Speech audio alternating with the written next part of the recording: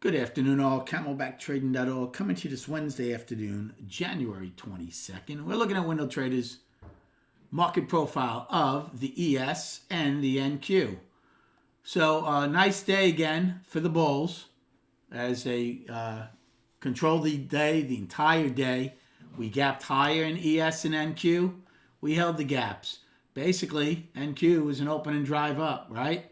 ES tested a little lower. There's no real inventory adjustment. We held decent size gaps. We tried to go trend up. That failed. Trend days up and down have failed miserably so far for ES and an NQ. ES is 2 out of 8 on upside ones, 2 out of 6 on downside. NQ is 1 out of 7 for both of them. So trend days, attempted trend days have not been kind. We do hold the gap though, so 3 out of 7 upside gaps for NQ, 4 out of 7 for ES have held so far. Righty did not gap higher. Righty ends with an inside day. They fed the base of the price probe, turned out to be way too much to overcome. They opened below it, got above it in A briefly. B never saw it. We never saw it again. They end with an 11 wide POC, an afternoon rally high in I, and an inside day. So their daily goes to up to balance because of the inside day. ES and NQ still up. We both end with wide POCs, 10 wide in NQ, 9 for ES, and that's it. The day's highs and lows in the gap. Take M period with a grain of salt, right? You know, you're going to have so many people who've been fighting this probably on the short side, seeing what M did and thinking we're going to gap lower tomorrow and leave an island top. Look, anything is possible. Anything is possible, but those are rare. Number one. Number two, the daily is strong right now. The SPX at an all-time high today. It's 61,100. So yes, we have yearly highs right now, and we backed off, but that does not mean we're going to gap lower into today's gap. Volume, once again, a big issue. It's only in the 30s right now. It's going to be, again, top 10 lightest volumes once again. It just continually dries up. Today's range was the smallest of the year by far in ES, only just under $2.50. So we talked earlier, at least we were getting ranges early in the year with no volume. It'll be, for a day trader, it'll be a disaster if we have no range or volume. We need at least one of them, and certainly I would take range over volume. So hopefully this does not become the norm. Good day trading. Started in A period. I took a short against the overnight high. Front ran it for about 7 points. And then I tried to grab the long to get the overnight high, and I missed it. Very frustrating. Very frustrating. It just went too fast, and I missed it. However, I did start long in A period on ebb and flow trades because it was a really nice move.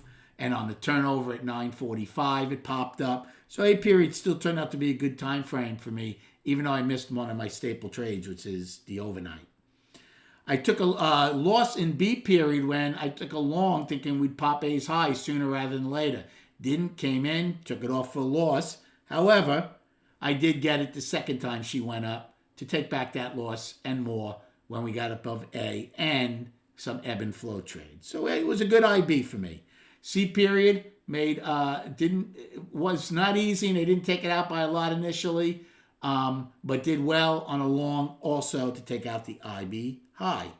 Now I did short D period when we made a new high because it's like, well, ES failed the trend earlier. NQ hadn't gone trend. I'm like, maybe we'll just get a P shape and a little rotational. So I did okay on that. However, we did go higher.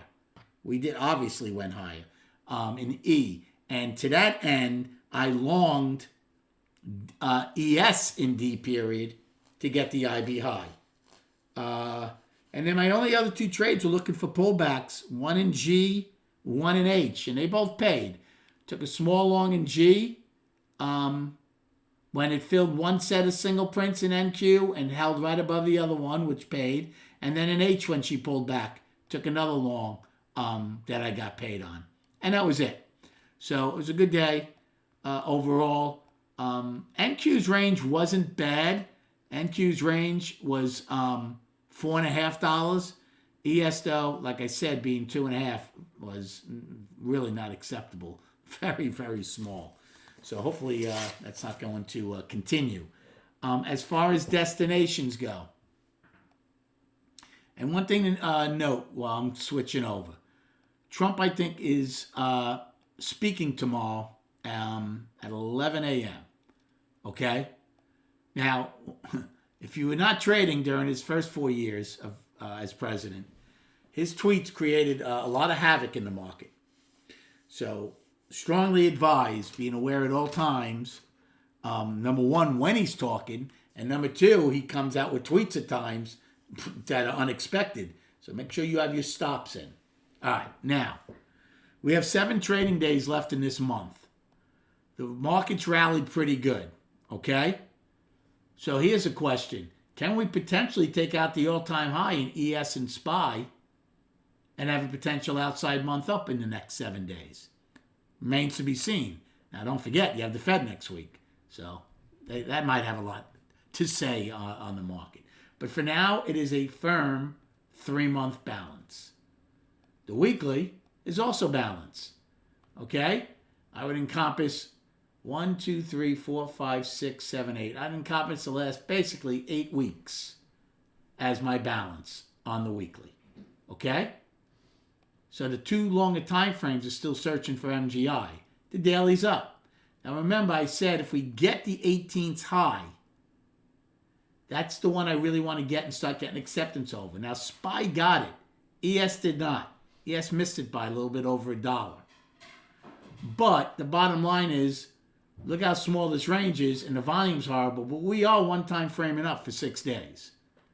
So again, when people try to pick tops, this is a lot what happens to them a lot of times, right? After 3 days, they're like, well, we're not going any higher. Well, now it's another 3 days. So trade what's in front of you. Okay, we know this is short-term money. We know they can roll over and give it up in a heartbeat. But until the MGI suggests that, trade what the market is giving us. Hope you had a good day trading. Thank you so much for liking and subscribing to this channel. Have a great night, and we'll speak prior to the opening tomorrow.